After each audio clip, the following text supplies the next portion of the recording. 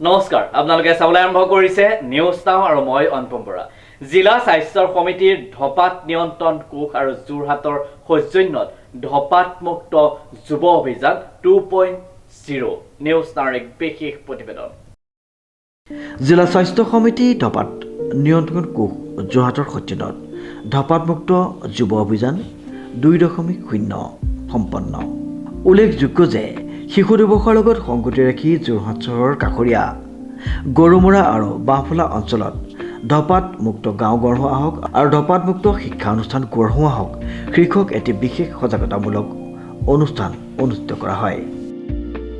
পঢ়ে তাৰ এটা বিৰূপ প্ৰতিক্ৰিয়া ঘৰখনত দেখিবলৈ নাপায়। আমি স্কুলখনত নিচা নাখাবৰ কাৰণে ল'ৰা ছোৱালীবিলাকক শিকাওঁ, আমি স্কুলখনত ধপাত নাখাবৰ কাৰণে ল'ৰা ছোৱালীবিলাকক শিকাওঁ, আমি স্কুলখনত ল'ৰা ছোৱালীবিলাকক কোনো ধৰণৰ অসভ্য আচৰণ নকৰিবলৈ শিকাওঁ, কিন্তু ঘৰখনত যেতিয়া বাপেকে এটা অভদ্ৰ মাত্ৰা মাতে, যিটো আমাৰ অসমীয়া সমাজত দেখা যায়, ঘৰখনত যদি ককাকজনে চিগাৰেট খাই থকা বা ধপাত খাই থকা দেখে, ঘৰখনত যদি বায়েকগৰাকীয়ে কিবা গুটকা খাই থকা দেখে, তেনেহ'লে আমাৰ ল'ৰা ছোৱালীবিলাকেও সেইটোকে শিকিব। সেইকাৰণে এই যিটো ঘৰখনৰ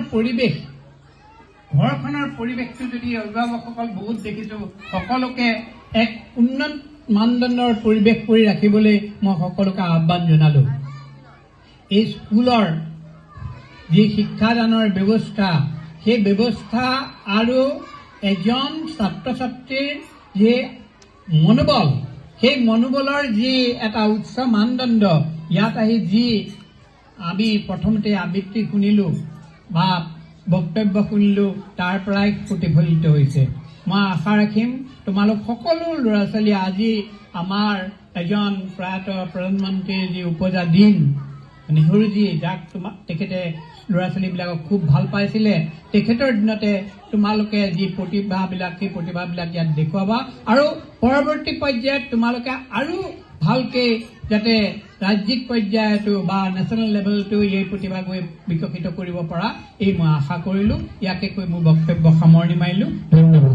উক্ত অনুষ্ঠানটি বিশিষ্ট চিকিৎসক ডক্টৰ ভক্তিময় ভট্টাচাৰ্যই বহুমূলীয়া বক্তব্য প্ৰদান কৰি সকলোকে ধপাতমুক্ত অঞ্চল গঢ়া আৰু ধপাত বৰ্জন কৰাৰ বাবে এটি শপত বাক্য পাঠ কৰাই সকলোকে বৰবিহ ধপাতজাতীয় দ্ৰব্যক বৰ্জন কৰিবলৈ আহ্বান জনায়।